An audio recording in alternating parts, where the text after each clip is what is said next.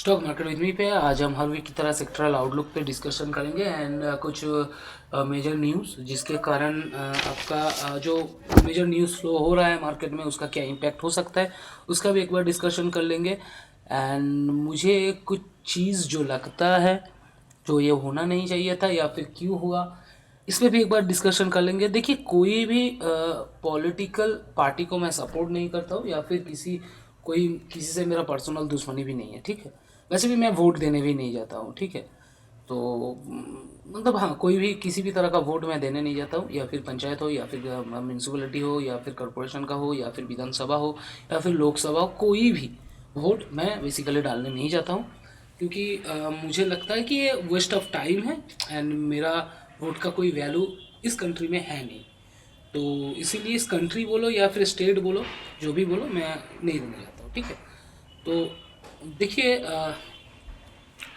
कुछ मेजर जो न्यूज़, जो सबसे ख़राब न्यूज़ था, वैसे भी इकोनॉमी के लिए, मतलब एक ज़माना था जो इकोनॉमी के संग मार्केट रिएक्ट करता था, अब वो ज़माना है नहीं। क्योंकि इकोनॉमी जाए भाड़ में, मार्केट को कोई भी मतलब लेना देना नहीं है आजकल इकोनॉमिक्स से। तो फिर भी मैं एक बार डिस्कशन कर लेता हूँ, शायद आज नहीं पड़े तो कभी ना कभी तो इसका इम्पैक्ट आना चाहिए। मैं उसी हिसाब से मैं एक बार डिस्कशन, ये जो मैं डिस्कशन करने वाला हूँ ये मेरा खुद का पर्सनल व्यू है। इसको कोई जज मत करने आ जाइएगा।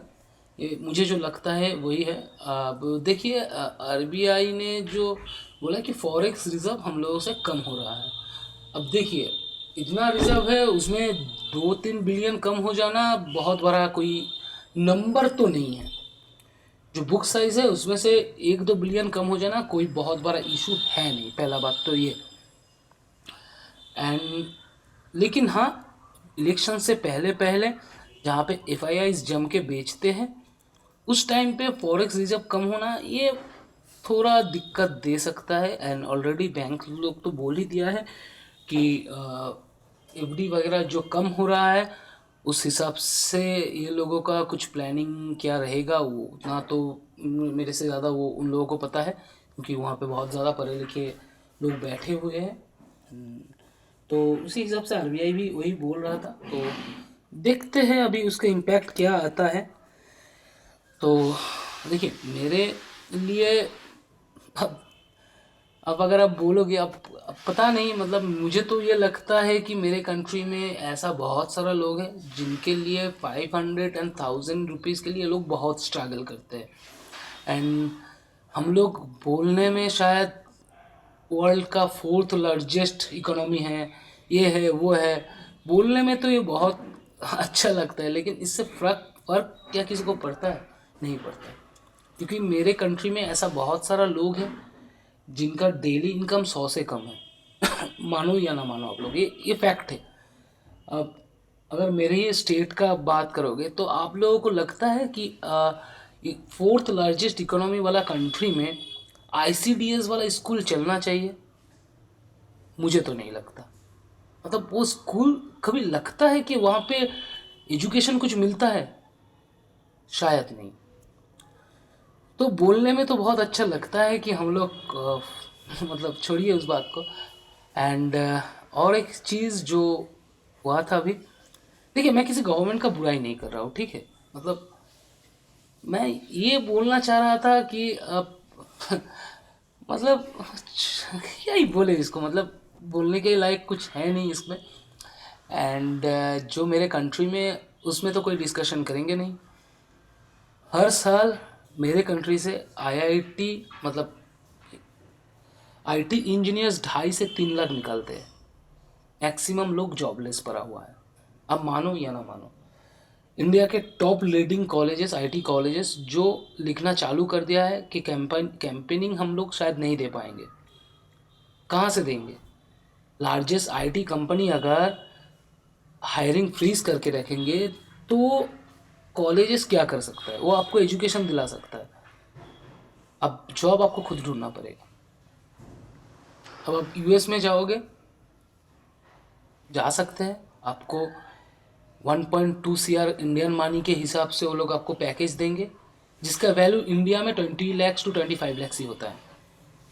वो यूएस है, आपको समझना पड़ेगा। वो जब चाहे प्रिंट कर सकता है नोट। मेरे कंट्री में उतना इजी है नहीं कि नोट प्रिंट कर सके। इकोनॉमी के साथ डायरेक्ट इसका लिंक है। तो अगर मैं कल आरबीआई अगर कल चाहे भी तो अगर नोट वो छाप नहीं पाएंगे, क्योंकि अगर नोट छापते तो उसका डायरेक्ट इम्पैक्ट इन्फ्लेशन पे आएगा। बहुत सारा डिफ़िकल्टीज़ है हमारे कंट्री में।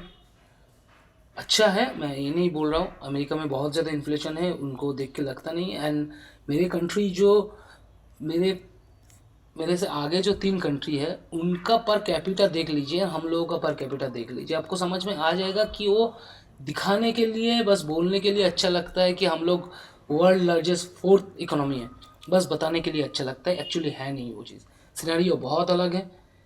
अब अब आप देखिए, अब मैं कुछ नंबर्स चेक कर रहा था, अब देख लीजिए मतलब इलेक्ट्रॉनिक बॉन्ड लेके जो इशू आया है, जस्टिस ने जो बोला है, अच्छा किया है जस्टिस ने, बहुत अच्छा किया कि आप बिजनेसमैन हो, आप बिजनेस कीजिए, पॉलिटिकल फंडिंग को बंद कीजिए। एंड रूरल पार्टी तो अभी बीजेपी है, तो डायरेक्ट मैं बोलना नहीं चाहता हूँ। आप देख लीजिए उनका नेट तो अभी 6,000 करोड़ है बुक वैल्यू के हिसाब से। कितना लोगों को पता है कि जितना बड़े बड़े स्टेट है, बिग साइज का स्टेट है, वहाँ पे इलेक्शन का एक्सपेंसेस ऐसा आता है 50 से 60 हज़ार crore. Country state to state vary करता ही है। तो महाराष्ट्र में शायद 70 करोड़ लगे, 70,000 करोड़ लगेगा। यूपी में 60,000 करोड़ लगेगा। वेस्ट बंगाल में शायद तो 50,000 करोड़ में हो जाए। मतलब ऑन एन एवरेज अगर आप करोगे, लोग इतना बिग साइज का कंट्री, इतना बड़े साइज के इलेक्शन में 50 से 60 हज़ार करोड़ का सिर्फ एक एक स्टेट में खर्चा होता है। अब लोगों को पता है कि नहीं पता है, पता नहीं, तो होता ही है। तो इसमें यही बात है। तो एक बार देखते हैं इसको। चलिए आते हैं एक बार इसका क्या कहते हैं, अम, और क्या, और कुछ नहीं यार। देखिए, वोट देने का या नहीं देने का कोई बात ऐसा है नहीं। लोगों को कुछ फ़र्क नहीं पड़ता। ग्राउंड लेवल पे जाके देखिए एक बार, जो पार्टी 500 देगा या 600 देगा उसके ऊपर वोट डिपेंड करता है। कौन गवर्नमेंट में रहता है नहीं रहता है, मैक्सिमम लोगों को कुछ फ़र्क नहीं पड़ता, क्योंकि एक्सपेक्टेशन था जो हुआ नहीं। एंड कुछ इश्यूज जो बहुत पहले सॉल्व हो जाना चाहिए था वो हुआ। उसको लेके अगर आप राजनीति करोगे तो हो गया, कोई बात नहीं करेगा कि इसको हम डेवलप कैसे करें। बोलने से तो कुछ होता नहीं है यार। छोड़ दीजिए, कंट्री का तो जो हालत है, ऊपर से मेरा स्टेट का तो नाम नहीं लूँगा मैं अपने स्टेट का। जो लोग मुझे जानते हैं खुद समझ जाएंगे, स्टेट का तो कुछ बोलना नहीं है, वो तो और ख़राब जगह पे है। यहाँ पे मतलब आप किसी को अगर आप मानिए, मेरे स्टेट में ऐसा है कि जो रूरल पार्टी है, आपको मान लीजिए कि आपको प्रधानमंत्री पीएम आपको अच्छा लगता है, तो उसका वीडियो आप शेयर नहीं कर पाओगे। मतलब आप अगर उसको आप रिस्पेक्ट देते हो तो वो इन लोगों को हजम नहीं होता है। आप सोचिए कि मेरे स्टेट का क्या हालत है, ठीक है। तो उसके अगेंस्ट में रूरल पार्टी आपको ये कर लेगा, मतलब गुन्स भेज देगा आपके घर में। मतलब हो रहा है, आपको पार्टी ऑफिस बुला के आपको ये करेगा। तो ठीक है, हो रहा है ये सब। चलिए छोड़िए, तो आते हैं, छोड़ दीजिए इसको, आते हैं हम नेक्स्ट वीक के सेक्टरल आउटलुक में। एंड आईटीज़ जो मुझे लगता है कि इस वीक करेक्शन देना चाहिए, ऑटो भी सेम करेक्शन देना चाहिए। एफएमसीजी यहाँ पे पॉज ले सकता है एंड पॉजिटिव होने का चांस है, क्योंकि उनका कंजम्पशन बढ़ेगा। तो गर्मी का टाइम है तो उनका कंजम्पशन भी बढ़ेगा, तो उस हिसाब से यहाँ से पॉजिटिव हो सकते हैं। फर्मा बुलिश है, उसको अवॉइड कीजिए, वो वैसे भी बुलिश चल रहा था। मेटल, देखिए डॉलर इंडेक्स अगर स्ट्रॉन्ग होता है तो ये वीक होगा। इसके लिए मुझे और अलग से कुछ कहना नहीं है। इंडस्ट्रियल कंस्ट्रक्शन सीमेंट, इसमें आपका ये तो इंडेक्स के साथ मूवमेंट करने वाला सेक्टर है, तो इंडेक्स अगर ऊपर जाएगा तो ये भी जाएगा, नीचे आएगा तो ये भी जाएगा। रिलायंस 3000 टच करने वाला है एंड इसमें एक बार देखते हैं इसमें इसके बाद क्या होता है। इसको लेके मुझे अभी कोई ज़्यादा एक्सपेक्टेशन है भी नहीं। एंड आते हैं निफ्टी पे। निफ्टी में देखिए, चाहिए एक बार,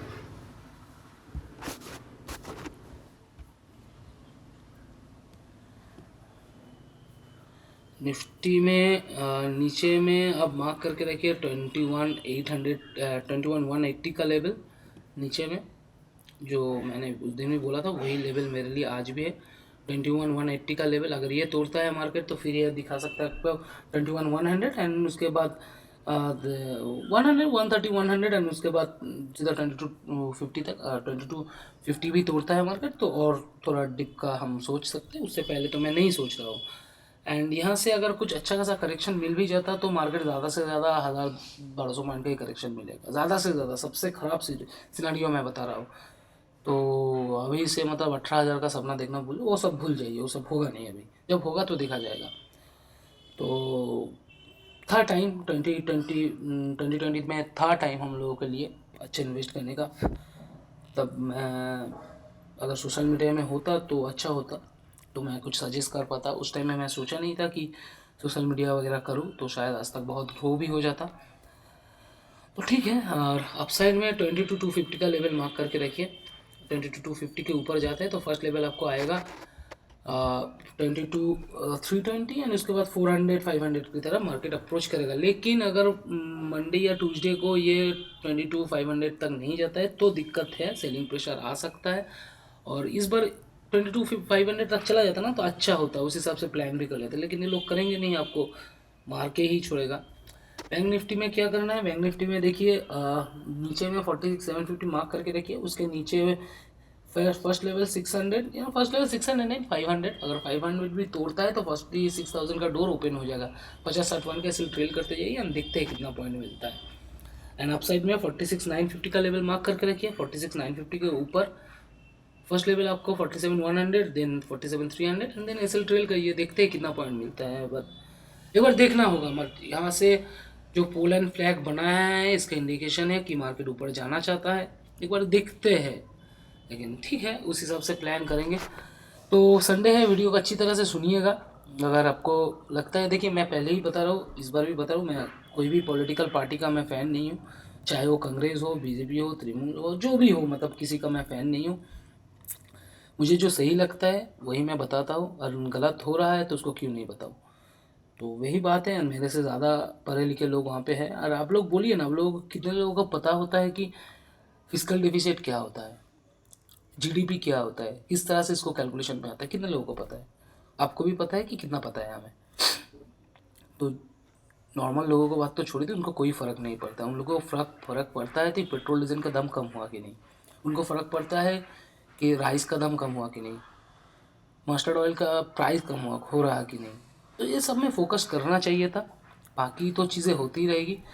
तो ठीक है, इसमें और कुछ ज़्यादा बताना नहीं चाहूँगा मैं, बस सुनने के लिए हम लोग है 30 मार्क का, वैसे कुछ है नहीं। सिनारियो बहुत अलग है, मतलब जो दिखाया जा रहा है कि इकोनॉमी बहुत स्ट्रांग है, उतना स्ट्रांग है नहीं हमारा इकोनॉमी। आप मानो या ना मानो, अभी इम्पैक्ट नहीं पड़ रहा है, तो देखते हैं कब पड़ता है। इसके इम्पैक्ट आना तो चाहिए एक बार के लिए। इम्पैक्ट मतलब इतना इजीली कुछ होता नहीं, इतना इजी है नहीं जो चीज़ दिखाया जा रहा है। तो थोड़ा कॉशियस रहिएगा, सबको मैं यही बता रहा हूँ। एंड सेविंग्स करना सबके लिए ज़रूरी है। आप सेविंग्स प्लेटफॉर्म मैं डायरेक्ट यहाँ पे बोल नहीं सकता कि आप ये सेविंग करो। हाँ, एसआईपी आप कर सकते हो, ये मैं बोल ही सकता हूँ कि सेविंग्स के लिए एसआईपी करो। या फिर आपको उतना रिटर्न नहीं चाहिए तो आप एफडी में डाल दो, सबसे सेफ़ होता है ये।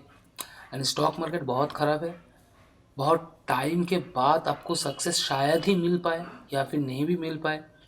अभी जो मार्केट सिनारियो है, मैं खुद कभी कभी सोच रहा हूँ कि थोड़ा इससे दूर रहूँ तो बेटर है, क्योंकि जो भी कमाया कमाया हुआ पैसा है वो भी ना चला जाए, कभी कभी लगता है ऐसा। तो ठीक है, लेकिन हम लोग तो छोड़ नहीं पाएंगे, तो ठीक है। हाँ, बिजनेसेस अलग है, बहुत सारा है, तो ठीक है, लेकिन इसको तो हम छोड़ नहीं पाएंगे ना।